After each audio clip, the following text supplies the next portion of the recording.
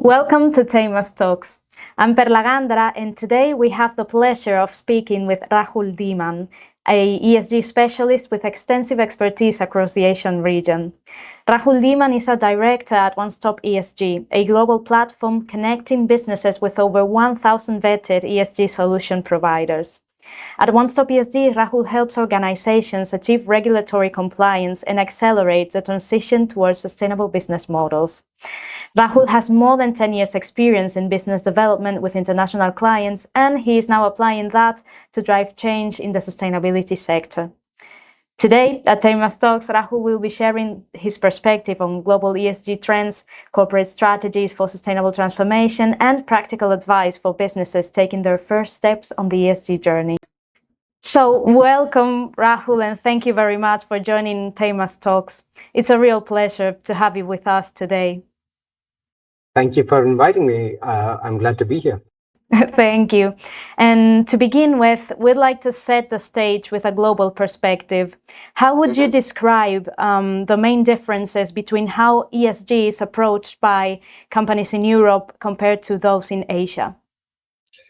Good question. You see, Europe certainly has been the leader in this ESG fight or ESG regime. If you really want to go into, delve deeper into the kind of reporting systems and the kind of directives both the continents have, I mean, there are frameworks available. Things like Corporate Sustainability Reporting Directive, which is CSRD. There is a Sustainable Finance Disclosure Regulations, and of course, the European Union's Taxonomy for Sustainable Activities. These are some of the frameworks that have been pushing companies towards a more robust reporting practices. Well, the US has had its ups and downs. There are frameworks in the US as well, but then the political instability has been a bit of a constraint there. When you talk about Asia, I think Asia is a broader spectrum. There are two categories, so to say, emerging economies, and there are more say mature economies. For example, I think I'd put India in the emerging economy bracket. And there are, frameworks in India as well. So things like business responsibility, sustainability reporting, so on and so forth. So if you look at it in a nutshell, I think every economy or every country has come up with some of the other, framework. What really constitutes the difference is how is it expected? The momentum in Asia is more, say, investor led, is more reputational, is more, say, supply chain pressure, so on and so forth. And in Europe, it's a bit of compliance driven, and of course there's more cognizance of the need of sustainability or ESG practices in general. So if you ask me the difference, I think that's that. That gives us a really useful comparative lens. Thank you. Mm-hmm. And given that you work with tools and solutions from across the globe, you must have a broad view of the international landscape. What differences or shifts have you observed in how ESG regulatory pressure is evolving across continents? I think I kind of answered that question in my last answer already. I mean, there are so many frameworks that keep coming up. And in fact, at times it's quite cluttered, it's quite chaotic. Every nation is trying to see what's internationally accepted. Broadly speaking, the trend that I see is that ESG reporting is no longer voluntary. It's kind of become mandatory.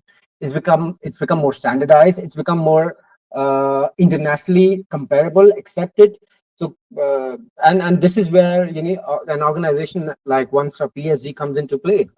We are trying to amalgamate everything under one roof to kind of cut the clutter, go through the chaos and really break down what's available and what needs to be implemented in a very simple, action-oriented way. So, of course, there's always going to be regulatory pressure, and these regulations keep changing. What we need to keep in mind is our approach. What is the right say source of our knowledge. So yeah, these are some of the shifts that I'm seeing in the general say practices across continents. That's an interesting observation. And I would like to ask you now, because today companies face a wide range of pressures to adopt sustainable practices. And in your view, what's the key driver of this shift right now? Is it regulation, maybe market demand, or reputational risk? Short answer, all of it. I mean, you can't have one without the other. I mean, always going to be an interplay of these three. Regulation, it depends which continent, which geography are we looking at, but it's always going to be an interplay of regulation, market demand, and the risk, the reputational risk that it carries. What I'll give you an example. For instance, see, a lot of the European companies, their suppliers are based in Asia, and the European companies want their suppliers to be compliant, want they to be, say, say either compliant or adopt sustainable practices. But for these suppliers, for these small suppliers, it's probably really expensive to be able to consult a European, consultancy.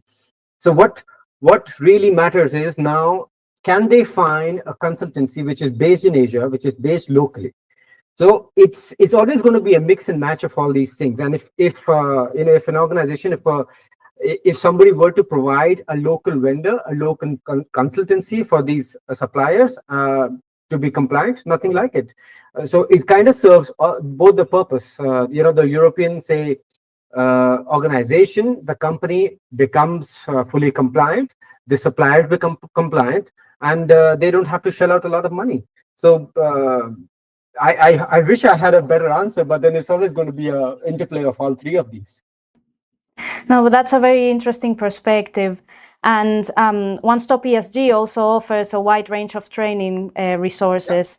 And related to this topic, based on the demand you're seeing on the platform, which ESG skills or topics are attracting the most interest from professionals entering the field?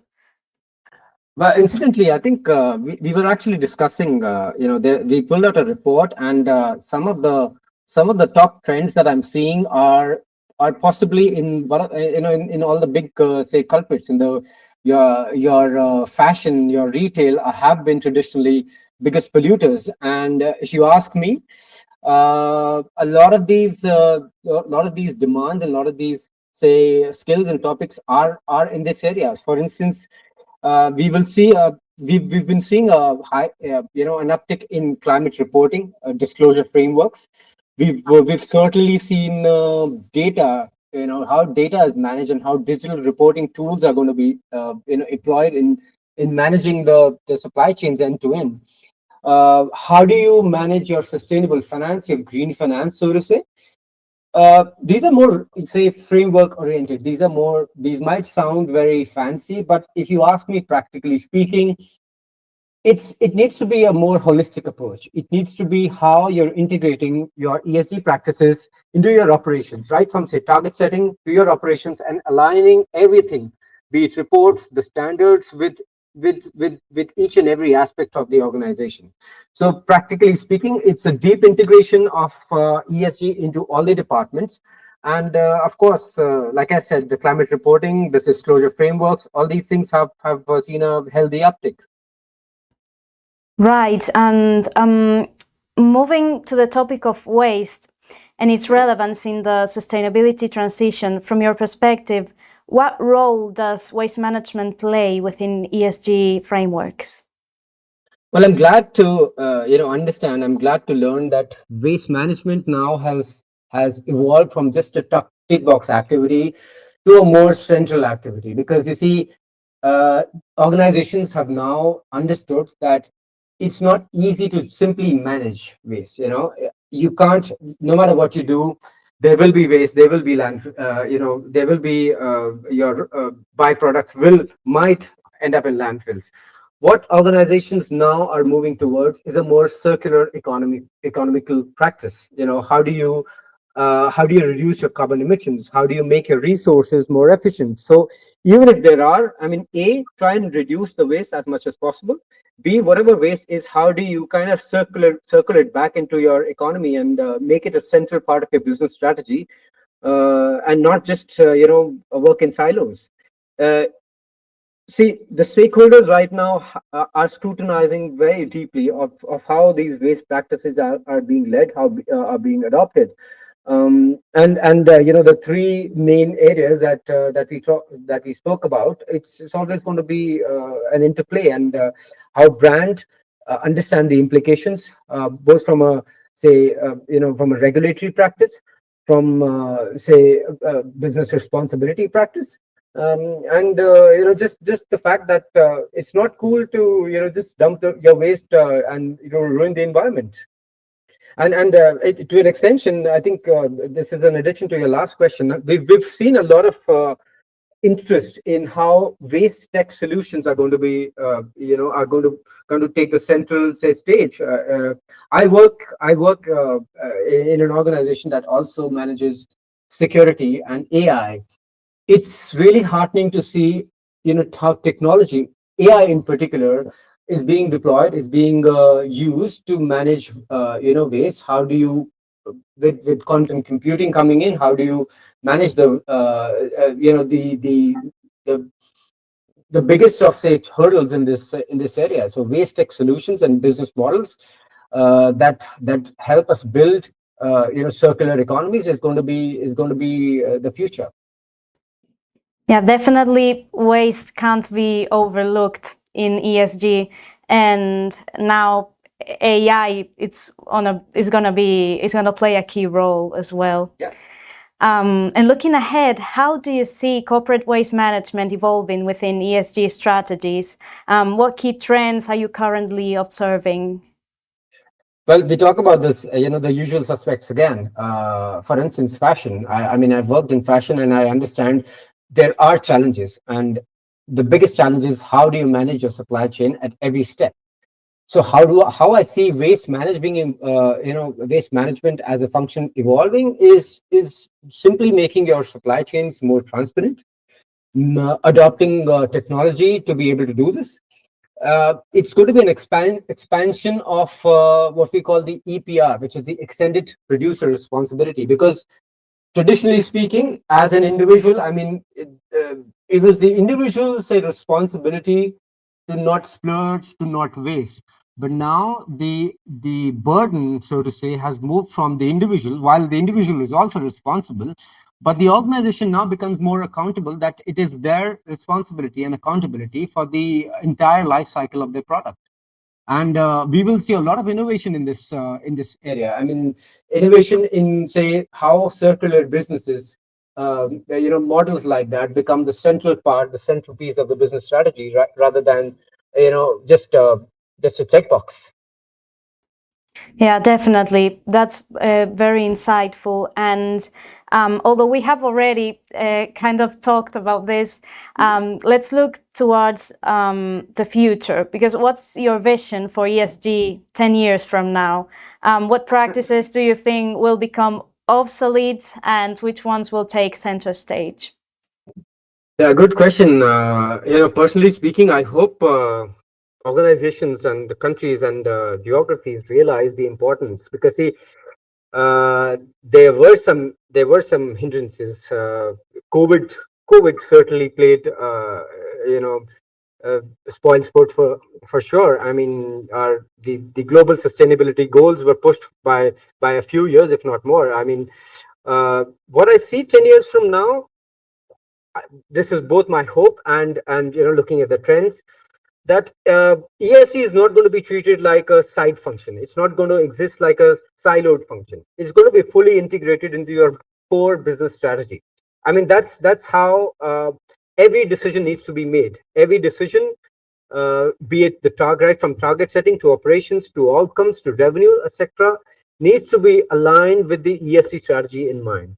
What I really see changing is how right now, we see these ESG reports, which are very standalone, which is not really integrated with your core business strategy and your core business philosophy. ESG is going to become the central piece, and it's not going to be separate from your financial statement. Instead, it's going to be an integrated reporting system, wherein the financial implications are considered, wherein the the ESG implications are considered, and of course, it's going to be like a combined outcome of the organization's performance.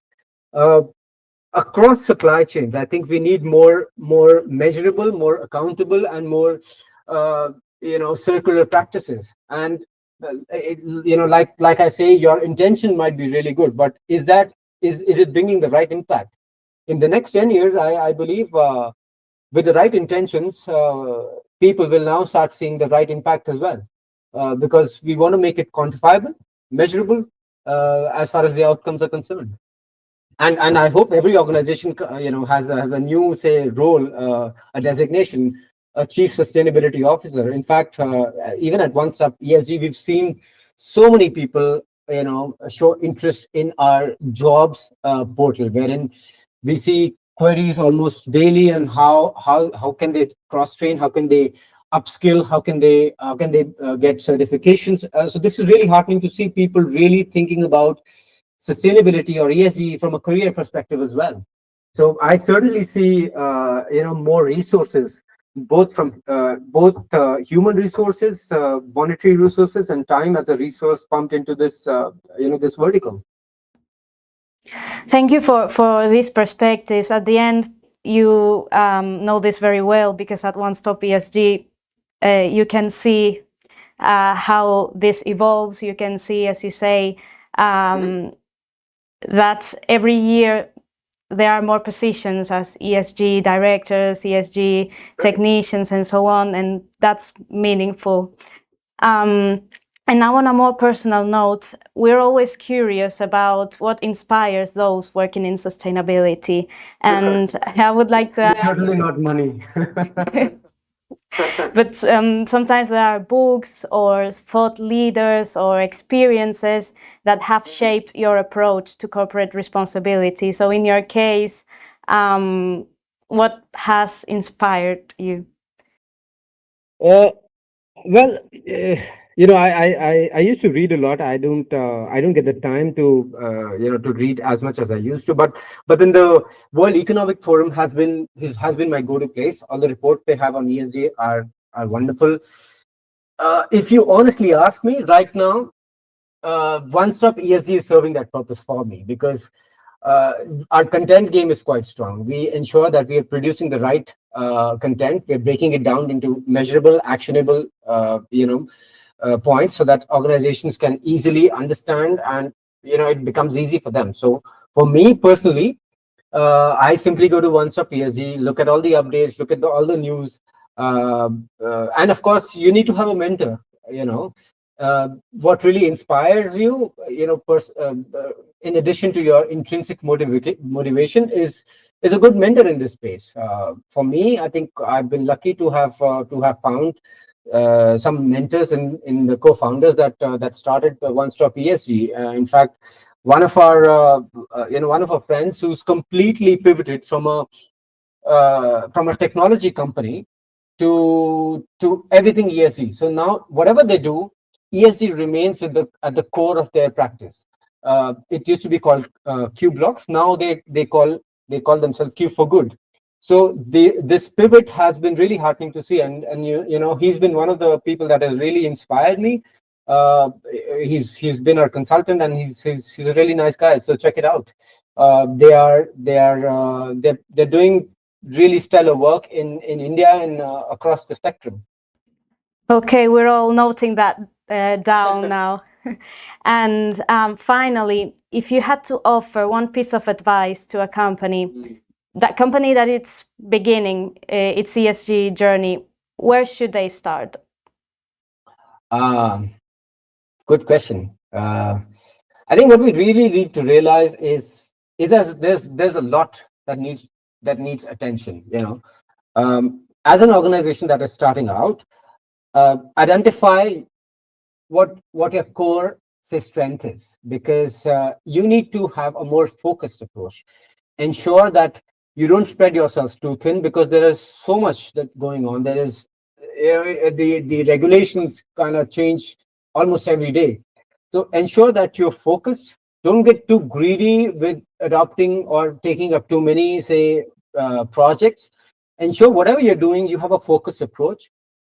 go deep, have experts on your panel, hire the right people, deploy the right resources, and of course there are going to be challenges. Have the right people around you, and yeah, to sort of sum it up, don't get greedy. In branding, because I'm predominantly a marketer. In branding, my professor used to say, as a brand, you can't get too greedy. You can't have A, B, C as your brand value. So as an organization that's working in ESG, ensure you have one strength and you go for it in the first few years. Once you identify it, once you're successful, then you start adopting and start venturing into newer areas. So don't get greedy. Have a more focused approach. That's inspiring. And now, Rahul, thank you very much for sharing these valuable insights with us. And that brings us to the end of today's episode. Thank you so much, Perla. It's been wonderful talking to you, and I learned a lot of new things about your organization. And I hope we collaborate in future as well. Take care. Have a good one. Thank you very much. And that brings us to the end of today's episode. Many thanks once again to Rahul and to One Stop ESG for joining the conversation. And thank you, as always, for tuning in to another episode of TEIMAS Talks. Stay with us for more discussions on waste and sustainability. Until next time.